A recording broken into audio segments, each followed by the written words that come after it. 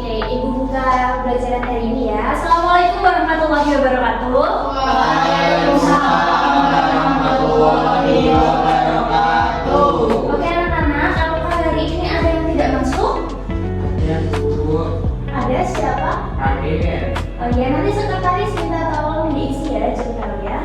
Kemudian, oke minta tolong Mas Syafiq ke kelas ya. Untuk mengawali pembelajaran pada siang hari ini, kita berdoa saya dan keinginan masing-masing. Berdoa kita silakan.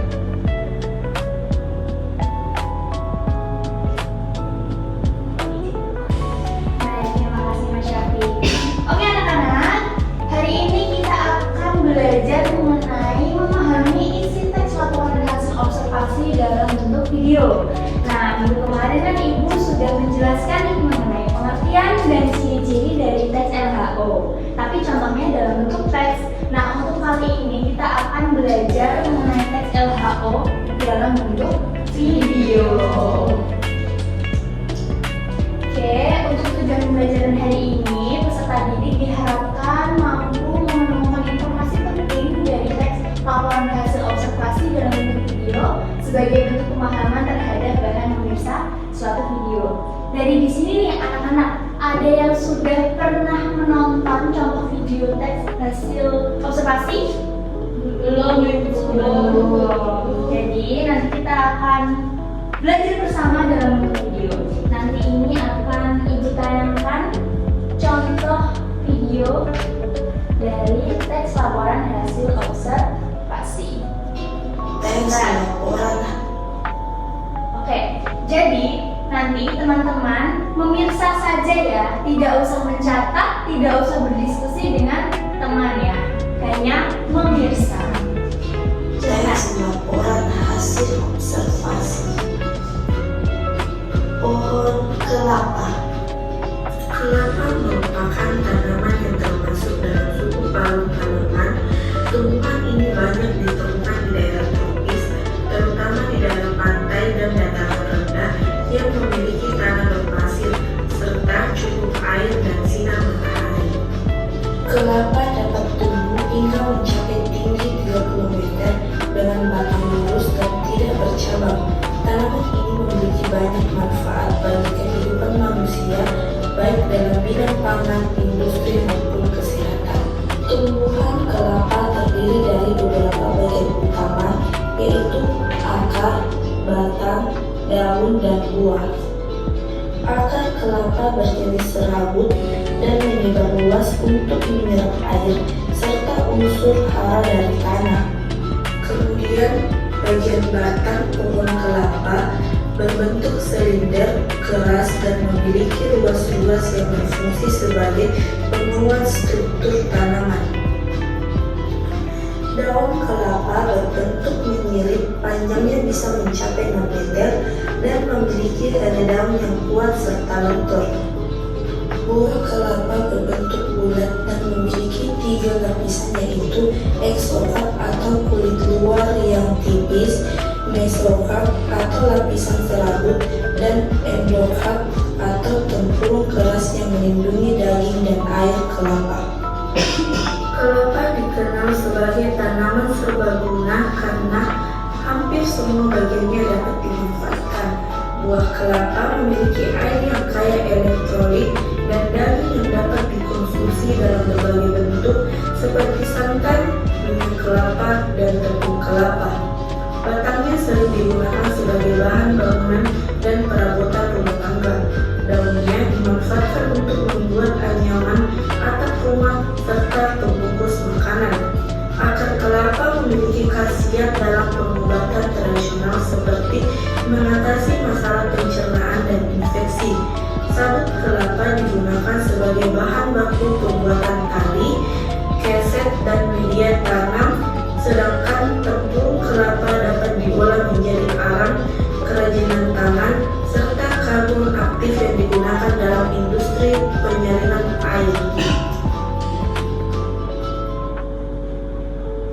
Oke, tadi Ibu sudah tayangkan ya contoh video teks laporan hasil observasi. Anak-anak semuanya menyimak dengan baik? Oke, ini ada dua pertanyaan nih di sini. Ada yang bisa jawab. Yang pertama, objek pengamatan yang kalian amati. Siapa yang bisa? Oke, Mbak Mimi, silakan. Objeknya pohon kelapa, Bu.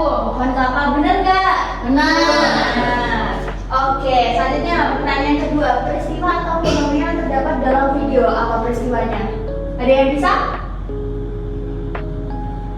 Struktur bagian pohon kelapa. Bisa angkat tangan, Mbak Mimi? Ya?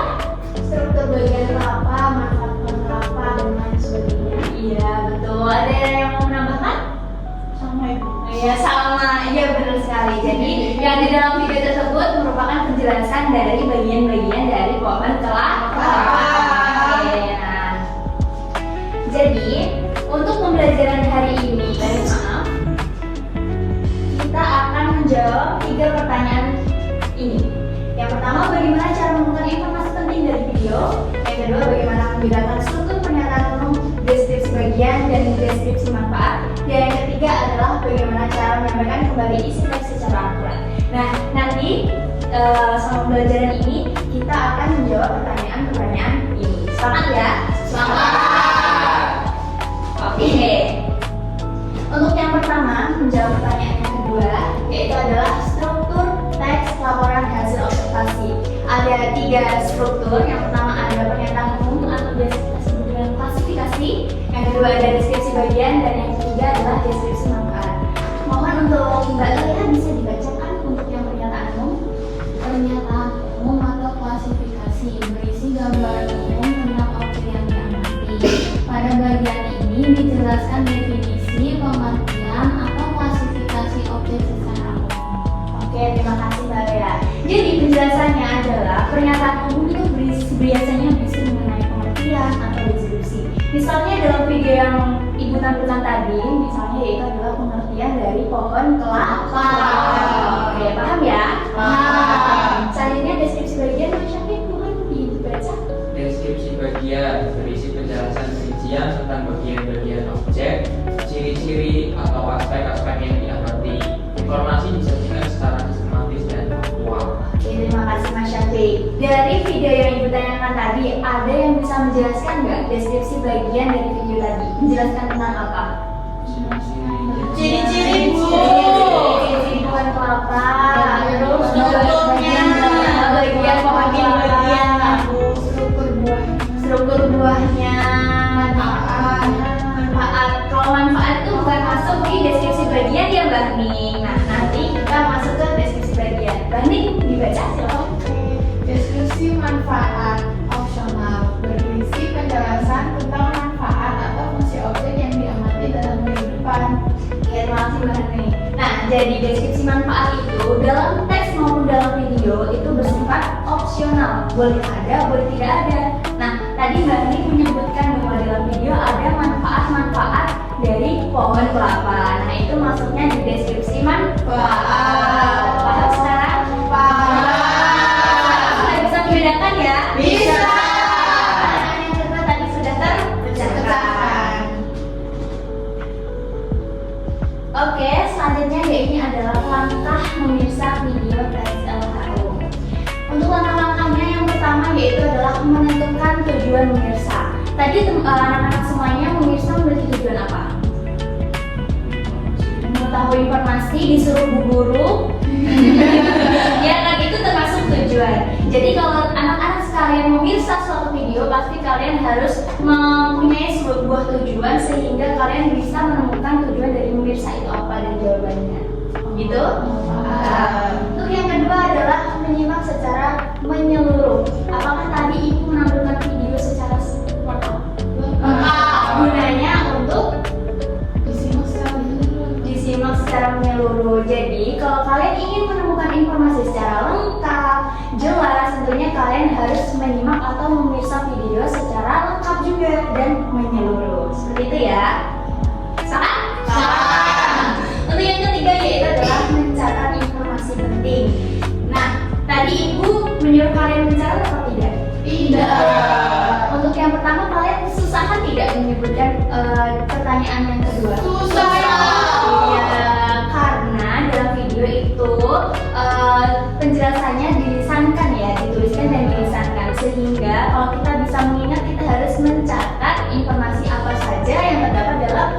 video. Seperti itu ya. Jadi kalau kalian mau memiliki informasi atau mendapatkan informasi secara lengkap, ya kalian harus mau mencatat. Oke, untuk selanjutnya yaitu ada mengidentifikasi struktur.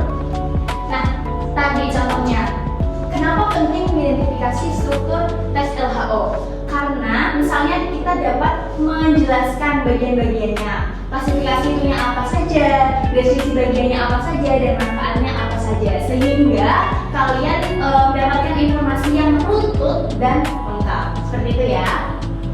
Oke, untuk yang kedua yaitu memahami isi dan informasi secara rinci. Tentunya ya, kalian tidak boleh mengarang isi dan informasi dalam video ya, harus fakta. Dan yang terakhir yaitu menyimpulkan hasil observasi. Setelah kalian memirsa, setelah kalian mengidentifikasi struktur, memahami isi secara informasi secara rinci, kemudian disimpulkan agar anak-anak sekalian bisa menjelaskan. Oke, di sini ibu ada satu video lagi, ya, satu video di mana nanti anak-anak akan mengamati dan ibu mohon untuk mencatat poin-poin penting. Nah, nanti ibu akan memberikan lembar kerja, nanti anak-anak bisa mengerjakannya. Oke, ibu tayangkan videonya ya. Teks laporan hasil observasi pohon pisang. Pohon pisang adalah tanaman tropis yang termasuk dalam keluarga Musaceae. Tanaman ini banyak ditemukan di daerah beriklim hangat dengan curah hujan yang cukup. Pisang memiliki pertumbuhan yang cepat dan dapat berbuah dalam waktu kurang dari 1 tahun setelah ditanam. Pohon pisang. Oke, ibu sudah menayangkan video yang kedua. Kalian sudah mengamatinya secara keseluruhan? Sudah. Mencatat informasinya? Ya. Ya. Kemudian ibu ini akan membagikan lembar kerja, nanti anak-anak bisa mengerjakan ya sesuai dengan video yang kalian pirsa. Oke, ini Mbak Ada, ini Mbak Maria, Mas Syafi, Mbak Nuni, Mbak Weni. Oke, nah nanti karena ini di dalam salindra adalah tugasnya berkelompok, jadi nanti bisa berkelompok ya, Mbak Lea dengan Rebecca, Mas Syafiq dengan Siti ya, samping-sampingnya ya.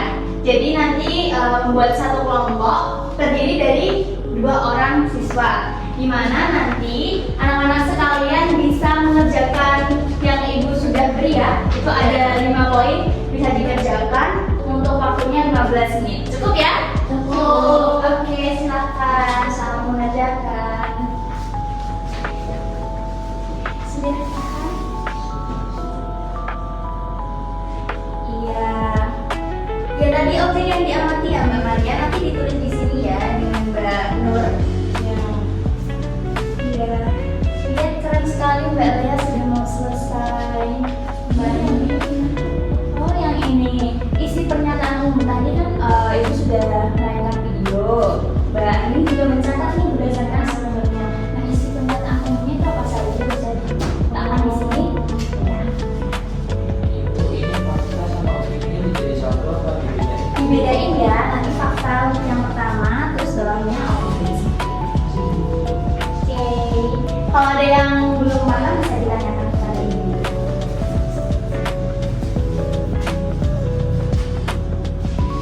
Oke anak-anak, sudah 15 menit ya.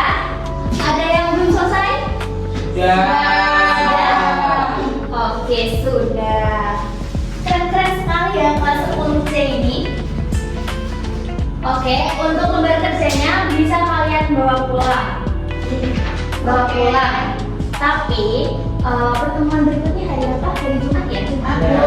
Hari Jumat. Nah, di hari Jumat nanti lembar kerjanya dibawa karena pembelajaran selanjutnya yaitu adalah mempresentasikan hasil kerja kalian. Ibu tidak mau menerima hasil presentasi berdasarkan salin biasa saja ya, tapi ibu mau kalian kreatif, misalnya membawa gambar atau bahan-bahan untuk presentasi yang kreatif. Setuju? Setuju. Oke. Nah, tadi adalah pembelajaran hari ini. Ada yang bisa menyimpulkan untuk untuk pembelajaran hari ini? Oh ya, Mbak Maria silahkan. Iya. Laporan tadi kita belajar tentang teks laporan hasil observasi yang memiliki strukturnya itu ada 3, Bu. Pernyataan umum, deskripsi bagian, dan deskripsi manfaat. Terus langkah-langkahnya itu harus memisah secara utuh mulai dari menemukan tujuan, menyimak secara menyeluruh, mencatat informasi penting, mengidentifikasi struktur hingga menyimpulkan isi. Begitu, Ibu.